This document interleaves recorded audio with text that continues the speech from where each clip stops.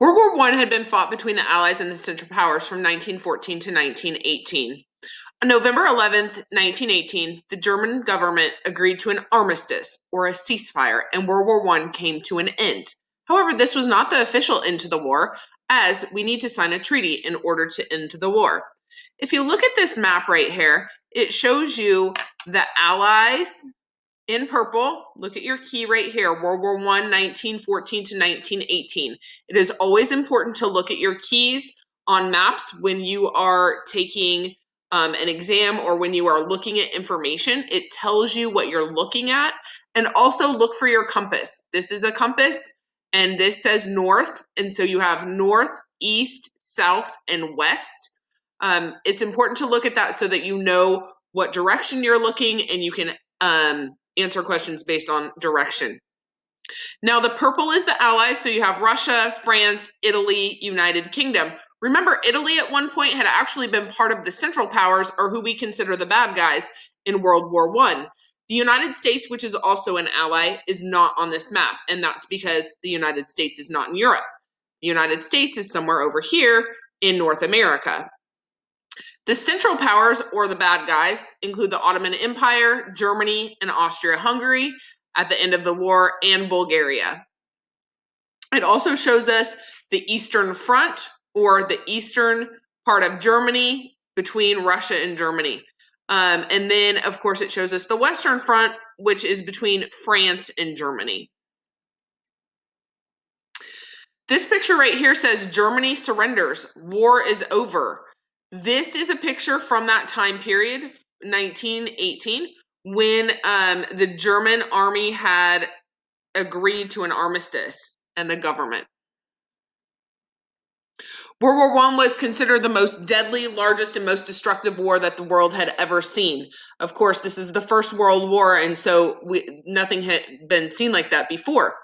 Over 8.5 million soldiers and 13 million civilians or non-military people had died as a result of the war.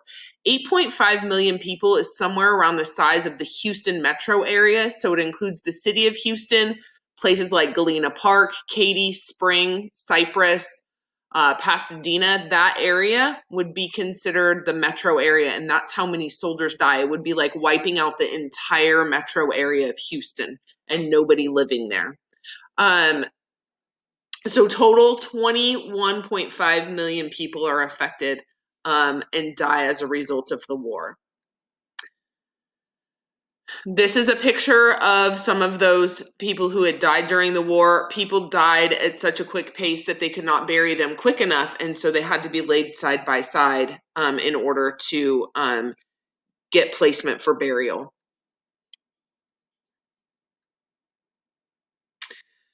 The war was just not deadly, but it also affected people through injuries, and over 21 million soldiers were wounded during the war. Many men came back with their limbs, so their legs and their arms missing. Some had wounds to their face from shrapnel, from bombs and things blowing up. This man had lost most of his face and is quite lucky to have survived his injuries. But imagine the mental health toll that was taken on these people when they came back to their families. So not only does it affect these soldiers, but it affects their families back home when they return. The other thing that happened is many homes, farms, and towns were destroyed. The war cost over $338 billion, and most countries' treasuries were empty, so the countries were poor. This likely was somebody's farm or somebody's land. You can see that there's some trees and things that had been there, but this land, you cannot do anything with it because these holes and things were caused by weapons being blown up and things like that, and so and the war in general. So you can't farm this and grow crops, and you certainly can't have animals on it. So people were risking starvation at this point because they could not be provided with food through a normal means. This is a town. This is likely a church that had been damaged during the war, and people standing around, surveying that land and trying to figure out what to do. In 1919, representatives from 32 nations attended the Paris Peace Conference in Paris, France, to write a treaty to end the war.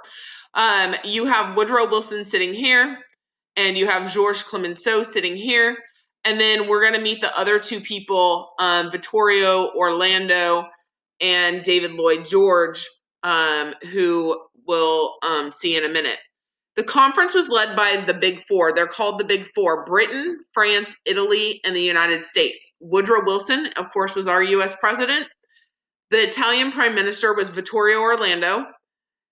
French premier Georges Clemenceau, and Prime Minister David Lloyd George. Neither Germany nor any of the Central Powers were allowed to attend, and Russia could not attend because they had already quit World War I. As a reminder, Russia actually quit the war because they were in the throes of the Russian Revolution, and they were fighting their own civil war at home. This right here is a picture of the Big Four. So we have Woodrow Wilson, Georges Clemenceau, Vittorio Orlando, and David Lloyd George. They were creating a treaty together. And remember, these are big, powerful men who are running countries. And so they easily had different agendas that they wanted to follow. And of course, their countries also, because in the United States, our Senate and our Congress actually helps us determine what should happen. And so they have to listen to their countries in some aspects too, and not make those decisions on their own. So there's lots of people involved, and these four powerful men are trying to negotiate a treaty with what they want.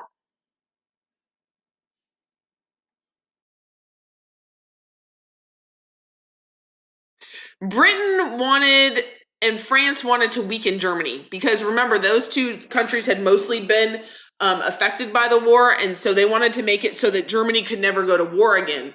Britain and France wanted Germany to accept full blame. They wanted them to pay reparations. This word reparations means they wanted them to pay money for what they had done.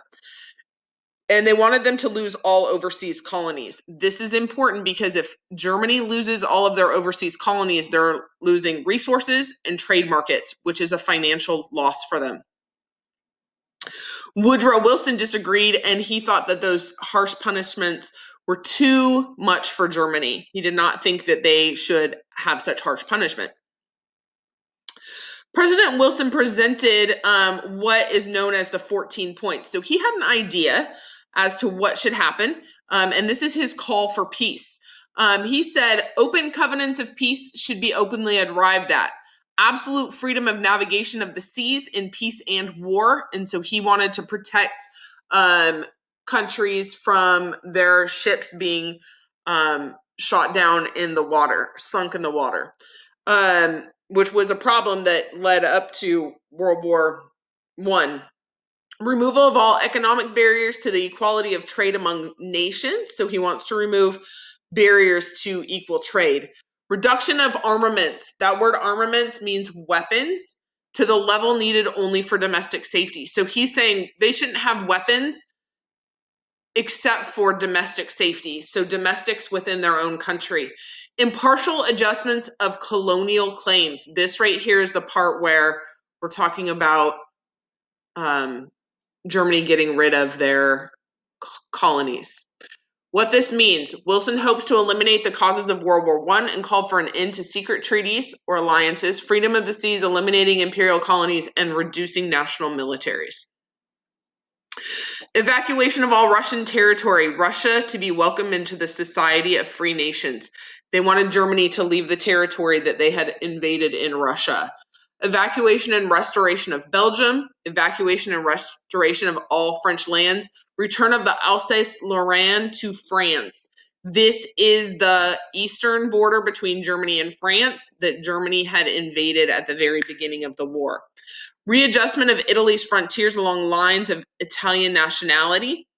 Self-determination for the former subjects of the Austro-Hungarian Empire. So they're wanting people to decide where they should live, what their country should look like. Evacuation of Romania, Serbia, and Montenegro. Free access to the sea for Serbia. Self-determination for the former subjects of the Ottoman Empire. Severe sovereignty for Turkish portion. establishment of an independent Poland with free and secure access to the sea. So what does this mean? Wilson suggested changing national boundaries. He wanted to create new countries or new nations and allow self-determination so that people of each nation could decide their own form of government. Number 14 establishes a League of Nations that guarantees independence. What does that mean? Woodrow Wilson wants a League of Nations, and I'm going to describe the League of Nations to you in a minute. The League of Nations said that all nations would have an opportunity to work out their grievances. The word grievances means their problems, their complaints, without resorting to war. And Woodrow Wilson hoped that a League of Nations would peacefully negotiate solutions to future conflicts. So he wants there to be a world police body that would negotiate solutions to conflicts. Britain and France did not agree with all of the 14 points of Woodrow Wilson, and they agreed to compromises with Woodrow Wilson. They led to what is known as the Treaty of Versailles. The major provisions of the treaty included a League of Nations that would serve as an international organization for peacekeeping. The League Covenant included an agreement that all member nations would work together to stop future acts of aggression. The League also included the International Court of Justice to settle disagreements. And it said this: Germany has to give up land in Europe and all of its overseas colonies. German military was to be reduced to 100,000 troops, 6 warships, no submarines, and could not manufacture war equipment. So they could not make any weapons, ammunition, or anything that would be used as war equipment. The reduction of German troops to 100,000 troops it's a 90% reduction. They had over 1 million troops during the war, and so they are forced to reduce their military down to 100,000. Germany was forced to sign what's called the War Guilt Clause. They were forced to sign an agreement saying that they were going to accept all blame for the war, and they had to pay $33 billion in reparations to the Allies. Now, this is Germany and Europe prior to the war.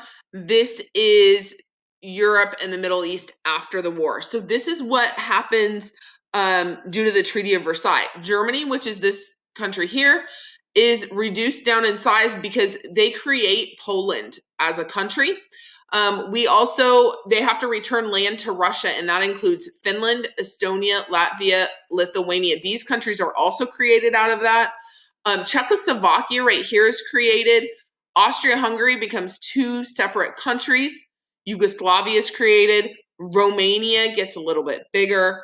Bulgaria. Then you have Greece. Look, Ottoman Empire and Turkey right here.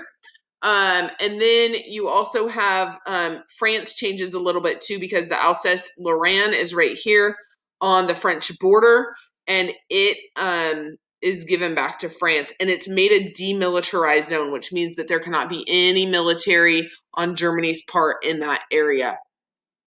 And so this is important to know because Poland and Czechoslovakia become a source of contention when we get to World War II, because Germany does believe that they should have those lands.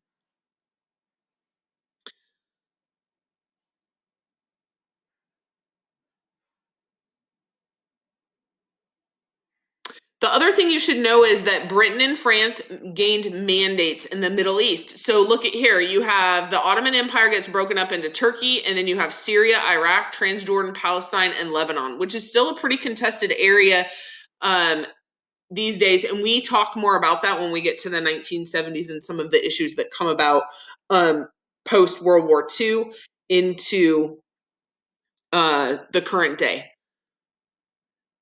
So this gives France and Britain control over a lot of the oil fields. This shows you the oil fields, the red derricks, and then the date of first oil discovery. On June 28, 1919, Germany and the major Allied powers signed the Treaty of Versailles, and World War I officially came to an end. The Treaty of Versailles was signed in Versailles Palace, which is outside of Paris, France. So you can go and visit it if you ever get the opportunity. But it was originally owned by King Louis XIV, who's also called the Sun King, and you probably have learned about him in world history. So most nations celebrated the official end of World War I, but Germany was not so happy. So the Germans really protested the harsh terms and resented their government for signing that treaty. They were pretty upset about it. It made the Germans extremely poor. They did not have a way to make money. Germany had also been damaged during the war, and so they did not have the ability to grow crops. They did not have the ability to feed their people. And with no jobs and no food, that became a very desperate situation. In the United States, people reacted mixed to the Treaty of Versailles because, according to the U.S. Constitution, only the Senate can approve treaties. Well, some of the senators, including Henry Cabot Lodge from Massachusetts, feared that signing the treaty and joining the League of Nations would force America into being involved in future wars. Henry Cabot Lodge actually advocated for us to not join the League of Nations and convinced other senators of that. And so the United States never signs the Treaty of Versailles, and we never join the League of Nations.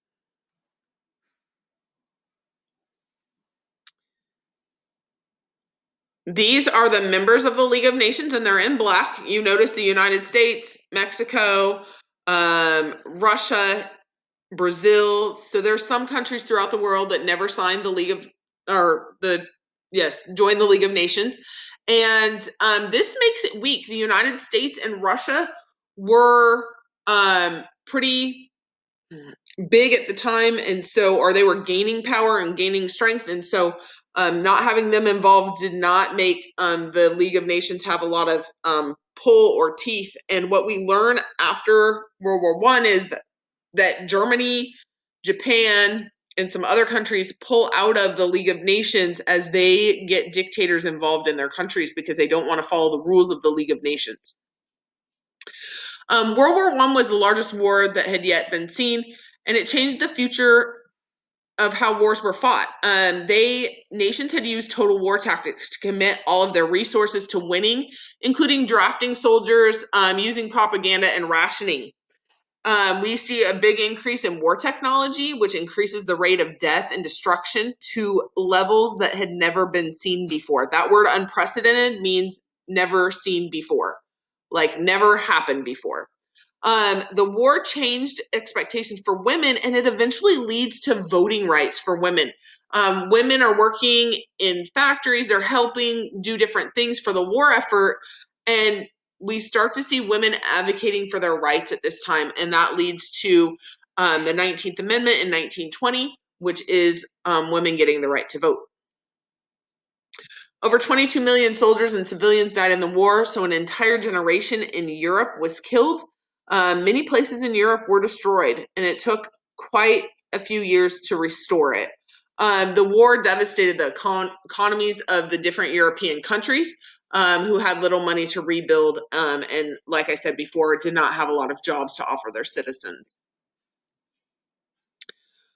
They say that the Treaty of Versailles was a peace built on quicksand, that it was not very strong and that it would eventually fall apart because it did not address the main causes of World War I, which was militarism, alliances, imperialism, and nationalism.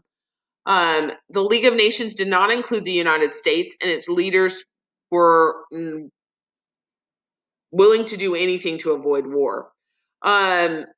New countries are created during this time, and part of that leads to some of the problems and the friction that continues after World War I because, like I said before, Germany believes that those lands are rightfully theirs.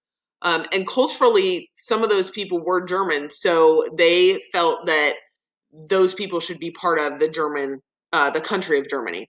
Really high unemployment and desire for revenge leads to the dictators of the 1920s and 30s, such as Adolf Hitler, who rises to power in Germany, and then Benito Mussolini, who rises to power in Italy.